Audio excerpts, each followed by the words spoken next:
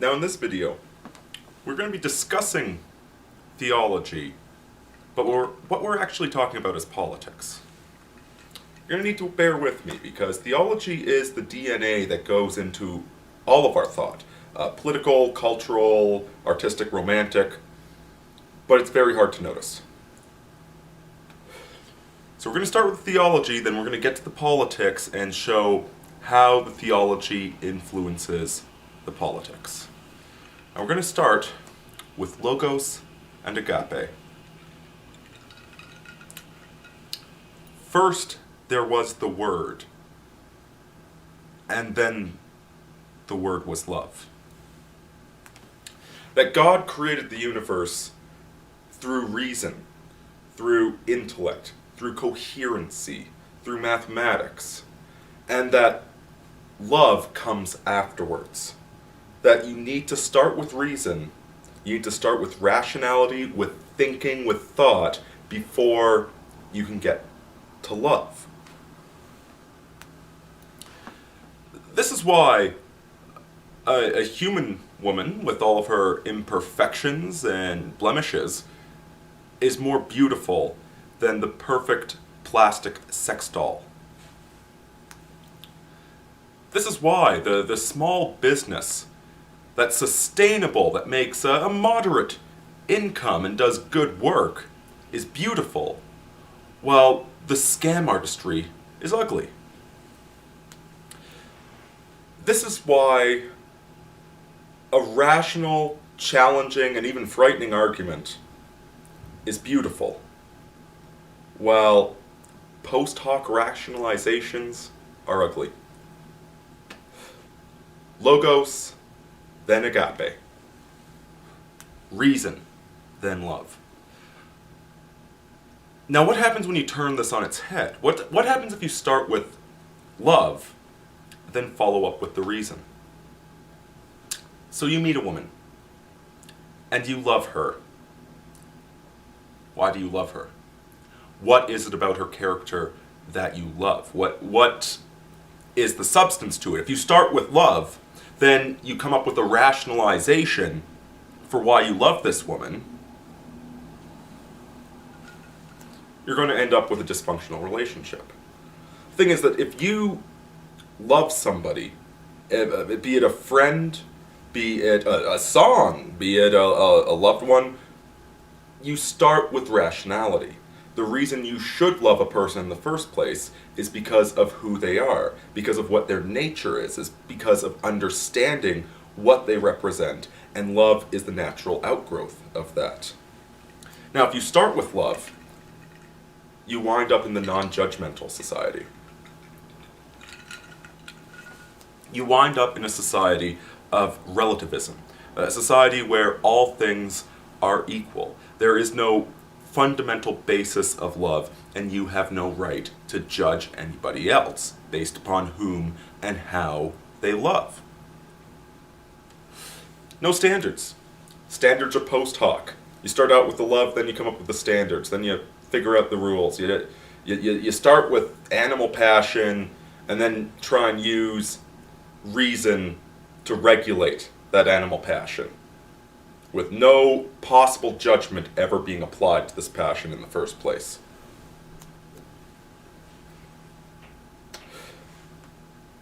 Obviously, this is the philosophy of our time, putting agape before logos. But what does this mean in the political sphere? Like, how do we start? Like, obviously we're talking about the non-judgmentalism, the relativism of the modern day, but how do we go from just saying that that's relativism, that's bad, that's icky, to actually showing that relativism is actually ugly and terrible and harmful to people? Let's look at the matter of forgiveness, of mercy. Justice and mercy. One of the most disgusting things I see in the modern day is quote-unquote Christians forgiving people that murdered their children when the people are unrepentant. This celebration of forgiveness, the saying that you shouldn't stay angry at people, that being angry at somebody just poisons your own soul. You need to learn to forgive everybody, that everybody gets the agape, whether or not they have the logos to deserve it. This is one of the most evil and destructive and wrong and unmanly things I see out there. This forgiveness of criminals who have never shown contrition.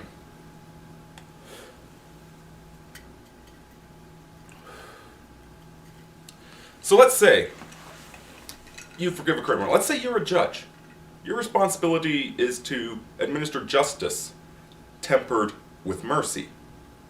That if you have a criminal who's showing contrition, a criminal who recognizes that his action was wrong, that this man does not need as much of a punishment as the one who is unrepentant, who shows no contrition, who never apologizes, who never admits any wrong to the act that he performed. So what happens if you give forgiveness to everybody? All of a sudden you have no law. You see this with the modern socialism, where we forgive everybody their life choices. What, you screwed up and you had a kid way too early when you weren't married? What, you screwed up and you didn't get a useful education? You never figured out how to work hard? You screwed up and you got involved in the drug trade when you were a kid? You know what? Everybody is equal, and everybody deserves that equal love of Jesus, even though that's not what the Bible says. So we're going to give everybody this equal love. We're going to give everybody welfare. We are going to encourage degeneracy. Think about children for a moment. Now, Dr. Spock, if you're listening, you can get out of here, because I don't want your ugly agape before logos in this freaking video. But for any sane person, raising a kid, you need to set boundaries. You need to have consistent rules. You need to start with the logos. And if you get the agape. You set the standards. You set the rules for your children. Reasonable rules with a little bit of play in them. You're not a lawyer, you're not a Nazi, but reasonable, consistent, steady rules. The kid screws up, kid gets punished. That's how you love your children. That's how you create somebody that's a reasonable, responsible adult. But the modern tactic of child rearing, again, starts with the agape. Starts with the love. It starts with the giving your children whatever they want. Just be nice to them all the time. Don't spank them. Don't ever punish them. Just be nice to them all the time. And what you wind up creating is a generation of little self-centered, irresponsible monsters, as likely to end up in jail or get stabbed in a bad drug deal because they've never learned standards of behavior, they've never learned reason and logos and decency. And we see the exact same thing. That the ironic thing is that the groups most dedicated to voting for the Democrat Party are the ones most harmed by their socialist policies, by the infinite, unjudgmental love coming out of the Democrat Party. Whereas the Republicans, to some degree, at least have a few standards left, though there aren't very many.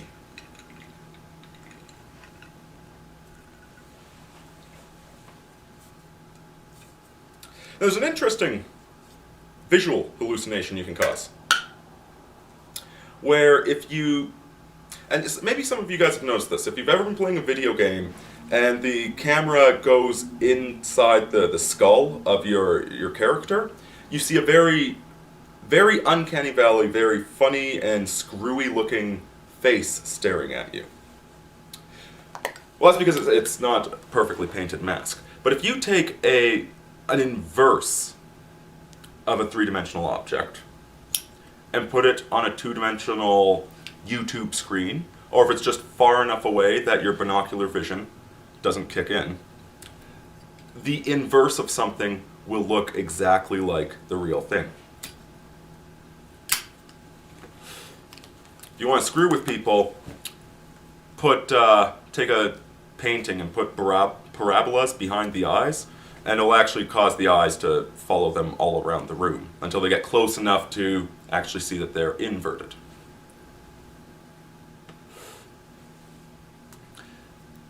And see, this is what, for lack of a better term, this is what demonic morality looks like. You see, like, true morality, true standards and honesty and the pursuit of truth starts with Logos and Agape. But if you take it and contrast it to demonic morality, like certainly this blind acceptance of all people and all lifestyles, of not having any standards but being a cultural relativist, at a distance, it looks nice. It looks like morality.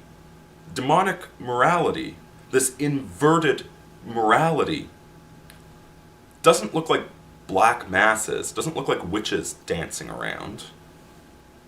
It looks like you're happy, friendly, loving, liberal, not judging anybody, and donating to charity.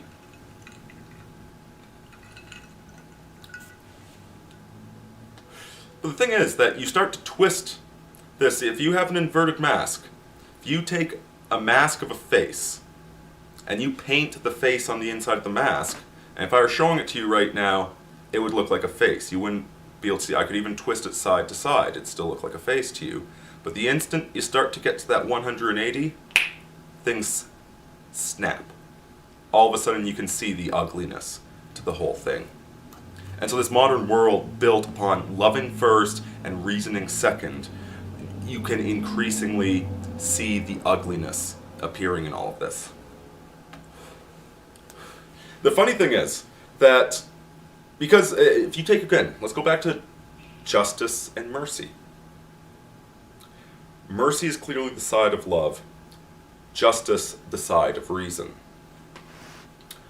And so these modern liberals, postmodernists, leftists, their typical response to all of this, that you should have standards, that sometimes need to spank your children, is that you don't have enough love, you don't have enough mercy.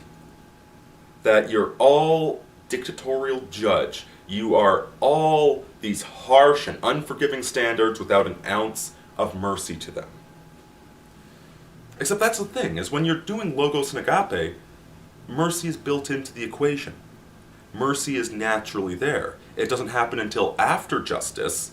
First you figure out the justice, then you figure out if mercy is deserved, but it's there. And it's acknowledged that reason without love is ugliness. You need both.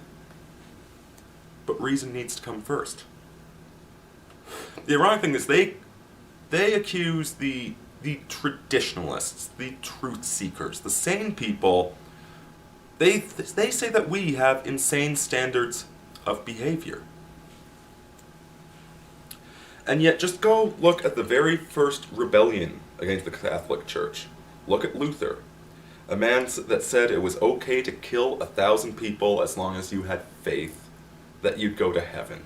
Faith was all that mattered. Love was all that mattered, not the behaviors that resulted. Whenever you see these extreme, Kafkaesque, insanely bureaucratic organizations, it's always the leftward organization. It's always the organization dedicated to Agape first and Logos second that is the most insane and abusive and violent. Look at the Puritans. Look at all of the people they murdered. Look at Cromwell, a man that used to murder peasants and rape women for fun in his childhood. And quite frankly, look at the current leadership of the Democratic Party. A party that is dedicated to acceptance of all and love of all, and yet isn't afraid to use steel-toed boots to force their policies through. They start with love, and then use whatever reasonable behavior will achieve this end. That is never thought about. This end is never considered. The end is love. The end is innate.